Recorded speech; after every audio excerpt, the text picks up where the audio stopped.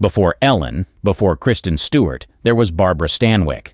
In an era when queer was barely whispered, this Hollywood icon quietly rewrote the rules of love and identity. From Lavender Marriages to Secret Affairs, Stanwyck's life was a tightrope walk between public persona and private truth. Early life and Hollywood beginnings, 1907 to 1930. Ruby Stevens, later known as Barbara Stanwyck, entered the world on July 16, 1907 in Brooklyn, New York. Born into hardship, her life took a tragic turn at age 4 when her mother died after being pushed off a moving streetcar. Shortly after, her father, unable to cope with the loss and the responsibility of 5 children, abandoned the family. This early trauma would shape Stanwyck's resilient character and influence her future performances. Bouncing between foster homes and relatives, young Ruby learned to fend for herself. At 14, she made the bold decision to quit school, taking a job wrapping packages at a Brooklyn department store. Her weekly wage of $12 barely covered necessities, but it was a start.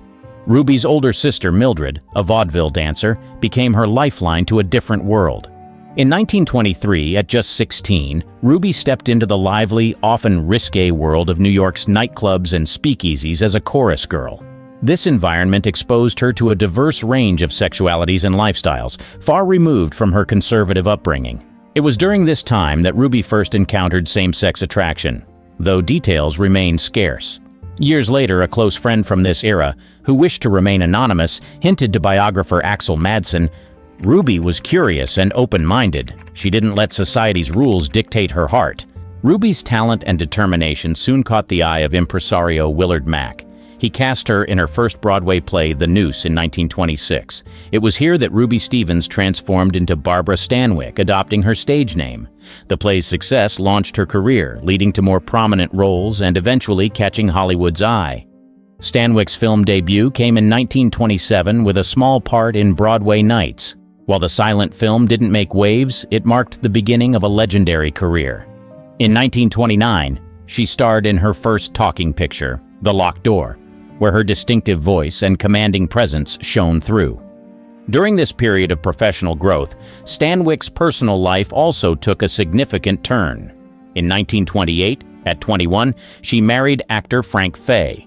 Fay, already established in vaudeville, saw potential in her and helped launch her film career. However, their union would later be described as tumultuous, marked by Fay's alcoholism and alleged abuse. As the 1920s came to a close, Stanwyck stood on the brink of stardom. Her talent, determination, and enigmatic charm were undeniable, yet beneath the surface, complex emotions and desires simmered, ones that would shape her personal life for decades to come. The stage was set for a career that would challenge norms both on and off the screen. Marriage to Frank Fay, 1928 to 1935. Her marriage to Frank Fay began with promise, but quickly descended into turmoil. Fay, a vaudeville star, initially boosted her career, using his connections to secure her roles. The couple moved to Hollywood in 1929, where Stanwyck's star began to rise meteorically. Their relationship, however, was far from idyllic. Fay's drinking worsened as Stanwyck's fame eclipsed his own. Actor Ralph Bellamy, a contemporary, later recalled, "Frank couldn't handle Barbara's success. He'd come home drunk, full of resentment." Reports of physical abuse surfaced, though she never publicly confirmed them. In 1932, the couple adopted a son, Dion. She threw herself into motherhood, but it did little to salvage a failing marriage. On set, she found solace in close friendships with female co-stars. Actress Marjorie Main became a particular confidant during this period. Rumors of Stanwyck's affairs with women began to circulate in Hollywood's inner circles. A studio grip, speaking anonymously years later, claimed, "We all knew Barbara swung both ways, but no one dared say it out loud. It was a different time." Meanwhile, Stanwyck's career soared with hits like Ladies of Leisure, 1930, and Babyface, 1933. The latter film pushed boundaries with its overt sexuality, mirroring the complexities of her personal life. Her portrayal of Lily Powers, a woman who uses her sexuality to climb the social ladder, resonated with audiences and critics alike. By 1935, the Stanwyck-Fay union had crumbled beyond repair. She filed for divorce, citing mental cruelty. The proceedings were kept as quiet as possible to protect both their careers. However, court records alluded to unnatural friendships on her part. Those specifics were carefully omitted. The divorce was finalized on December 30th, 1935. She gained custody of Dion, though their relationship would remain complicated throughout her life. As she left the courthouse, a reporter asked about her future plans. Stanwyck's response was characteristically guarded. "My work is my life now. Everything else is private." Stanwyck, free from her tumultuous marriage, threw herself into her career with renewed vigor.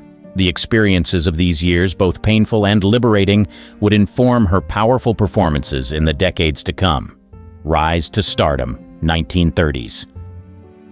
The 1930s catapulted Barbara Stanwyck from promising newcomer to bona fide Hollywood star. This decade saw her tackle over 30 films, showcasing her remarkable range and earning her first Oscar nomination for Stella Dallas in 1937. Her versatility shone through in diverse roles. The pre-code era allowed her to portray complex, morally ambiguous women. In Night Nurse, 1931, she played a tough-minded nurse who saves 2 children from murder, a role that hinted at her off-screen strength. Director William Wellman later commented, "Barbara brought a raw honesty to every part. She lived those characters." As the decade progressed, Stanwyck proved equally adept at comedy. The Lady Eve, 1941, directed by Preston Sturges, showcased her impeccable comic timing. Sturges wrote, "Barbara could do it all. Drama, comedy, romance. She was a director's dream and a censor's nightmare." Behind the scenes, Stanwyck formed close bonds with female co-stars, fueling ongoing speculation about her personal life. Her friendship with Joan Crawford sparked particular interest. The two were often seen together off-set, attending parties and premieres as a pair. Crawford once said, "Barbara is the most genuine person in Hollywood. What you see is what you get, mostly." In 1937, Stanwyck met actor Robert Taylor on the set of This Is My Affair. Their on-screen chemistry translated to real life, and they began a romantic relationship. Yet even as this high-profile romance blossomed, she maintained close ties with her female friends, blurring the lines between her public image and private reality. Throughout this period, she cultivated a tough, independent image both on and off screen. She often played strong-willed women who defied societal norms, resonating with audiences yearning for more complex female characters. In Annie Oakley, 1935, she portrayed the legendary sharpshooter with a blend of grit and vulnerability that became her trademark. Her work ethic became legendary in Hollywood. Director Frank Capra, with whom she collaborated on several films, noted, "She was the greatest professional of all. Never late, words learned, impeccably dressed, and ready to go." By the end of the decade, Stanwyck had become one of Hollywood's highest-paid actresses. Her ability to move between genres, coupled with her enigmatic personal life, made her a subject of endless fascination for fans and the press alike. As the 1930s drew to a close, Barbara Stanwyck stood at the pinnacle of Hollywood, a complex figure whose true self remained tantalizingly out of reach to all but her closest confidants. Relationship with Robert Taylor, 1936 to 1951. Her relationship with Robert Taylor began in 1936 on the set of His Brother's Wife. Their on-screen chemistry was palpable, and soon Hollywood was abuzz with rumors of a real-life romance. MGM, Taylor's studio, initially opposed the match, fearing it would damage his heartthrob image. Louis B. Mayer reportedly told Taylor, "Your fans want to imagine themselves with you, not Barbara Stanwyck." Despite studio pressure, the couple married in 1939. Their wedding was a low-key affair, reflecting Stanwyck's desire for privacy. She later told a reporter, "We're not public property just because we make movies. Our marriage is ours." The union was complicated from the start. Both were at the height of their careers, often working on separate projects, long periods apart, and the pressures of fame strained their relationship. Rumors of affairs on both sides persisted throughout their marriage. In 1941, a particularly damaging rumor surfaced. Taylor reportedly caught Stanwyck in an intimate moment with actress Patrice Wymore on set. While never publicly addressed, this incident fueled ongoing speculation about her sexuality. A crew member, speaking anonymously years later, recalled, "There was tension on set after that. Bob looked shell-shocked for days." The couple separated in 1947, a split that made headlines across the country. They reconciled briefly, but the damage was done. Their divorce was finalized in 1951. During the proceedings, Taylor allegedly cited Stanwyck's lesbian tendencies as a factor in their split, though this was kept out of public records to protect both their careers. Despite the acrimonious end to their marriage, Stanwyck and Taylor remained friends. In a 1965 interview, she reflected, "I wish I knew then what I know now. I would have done everything in my power to make my marriage work. Bob was a good man and I loved him in my way." Throughout their marriage, Stanwyck continued to form close bonds with women in the industry. Her friendship with actress Helen Ferguson in particular raised eyebrows. This relationship would become more significant in the years following her divorce from Taylor. The Stanwyck-Taylor union, while ultimately unsuccessful, cemented both actors' places in Hollywood royalty. It also highlighted the complexities of maintaining a relationship under the glare of the public eye, especially when one's true self doesn't align with the carefully crafted public image. The lavender marriage concept. The term lavender marriage emerged in Hollywood's golden age, referring to marriages of convenience between a gay or bisexual person and a heterosexual partner, often to maintain a public image. While never explicitly labeled as such, some historians suggest Stanwyck's marriages fit this pattern.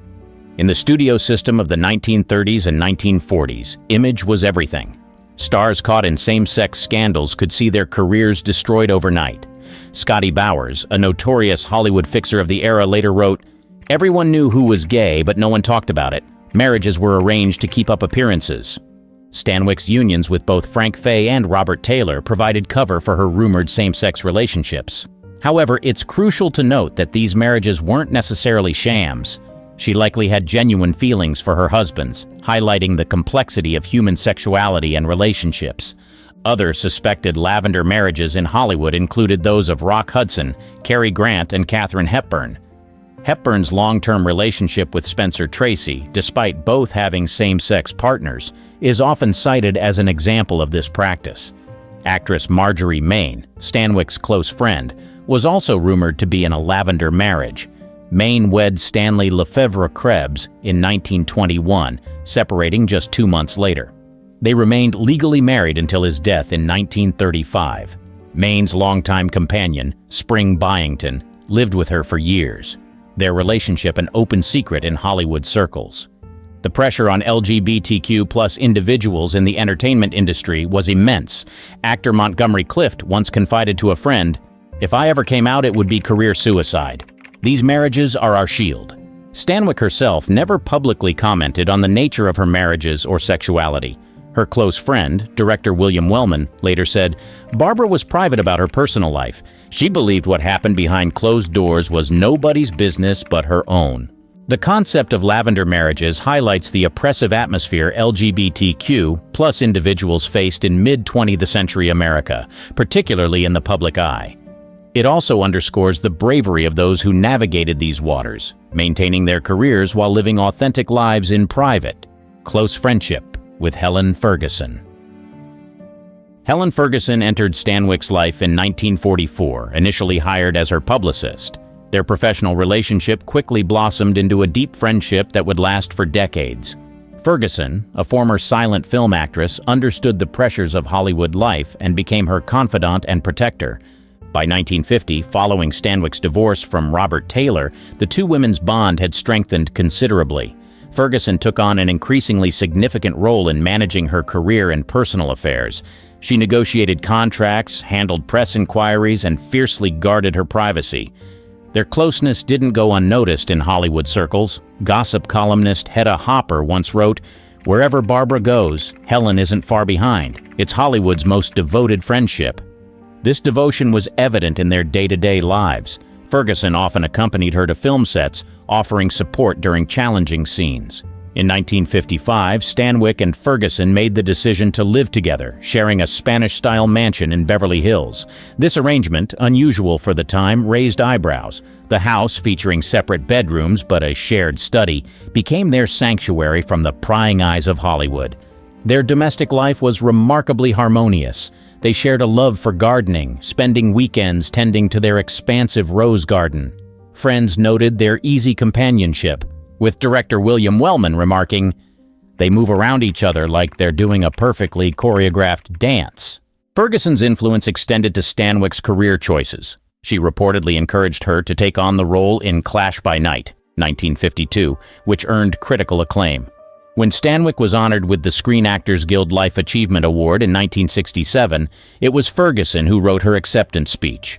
Despite their closeness, both women maintained a strict policy of never discussing the nature of their relationship publicly. When asked about Ferguson in a 1961 interview, Stanwyck simply said, "Helen is the sister I never had. I don't know what I'd do without her." The depth of their bond was perhaps most evident in times of crisis. When Stanwyck was hospitalized for exhaustion in 1965, Ferguson never left her side, sleeping in a chair by her bed for a week. This level of devotion led many to speculate about the true nature of their relationship, though nothing was ever confirmed. Ferguson remained a constant in Stanwyck's life until her own death in 1977. She was devastated by the loss, reportedly telling a friend, "Part of me died with Helen." Post-divorce era, 1950s. The 1950s marked a new chapter in Stanwyck's life. Freed from the constraints of her marriage to Robert Taylor, she embraced a period of personal and professional reinvention. This decade saw her take on more diverse roles and assert greater control over her career. In 1953, Stanwyck starred in the western The Moonlighter, showcasing her versatility as an actress. She followed this with a string of successful films, including the noir classic Witness to Murder, 1954, and the western The Violent Men, 1955.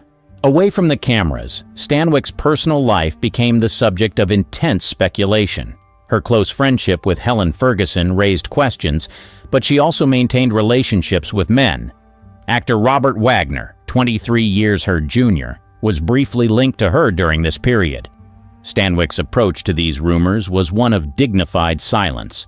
In a rare comment on her personal life, she told a reporter in 1957, "My private affairs are just that, private. I don't believe in discussing them with anyone outside my immediate circle." This decade also saw Stanwyck expand her influence behind the scenes. She became one of the first women in Hollywood to form her own production company, Barwick Productions, in 1955.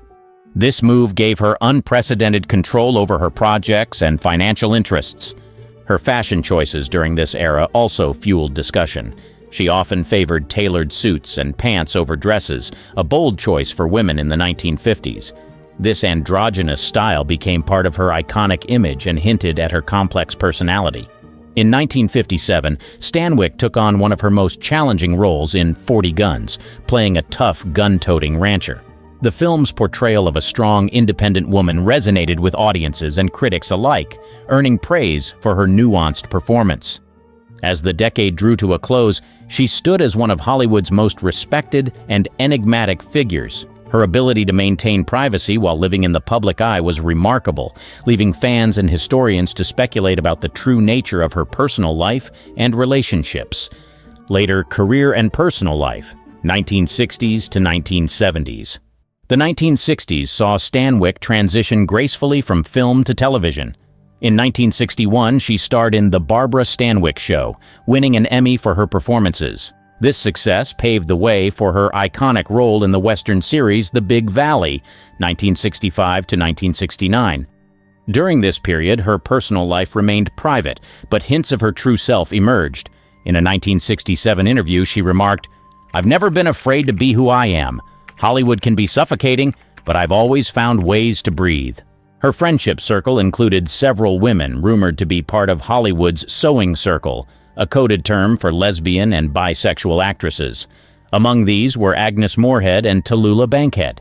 While never confirming these associations, Stanwyck's comfort in this group spoke volumes. In 1973, she received an honorary Oscar for her body of work. In her acceptance speech, she thanked her, "Dear friends who've stood by me through thick and thin." Many interpreted this as a nod to her close female companions. Her style continued to challenge gender norms.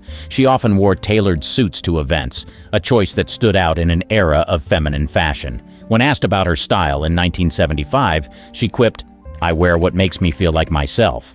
Throughout the 1970s, Stanwyck made guest appearances on popular TV shows. Her performance in The Thornbirds, 1983, earned her a final Emmy at the age of 76. Even in her later years, she maintained an air of mystery that intrigued fans and colleagues alike. On her final years. The 1980s marked Stanwyck's twilight years in show business. In 1981, she received the American Film Institute's Life Achievement Award, a testament to her enduring impact on cinema. The ceremony, attended by Hollywood luminaries, saw Stanwyck characteristically deflect praise, saying, "I just did my job and tried not to trip over the camera cables." On January 20th, 1990, Barbara Stanwyck passed away at 82 in Santa Monica, California. The cause was chronic obstructive pulmonary disease and congestive heart failure. In her final days, she reportedly entrusted personal diaries to a close friend, with instructions they remain sealed. These diaries, their contents still unknown, stand as the last mystery of a woman who spent a lifetime guarding her privacy while captivating the public.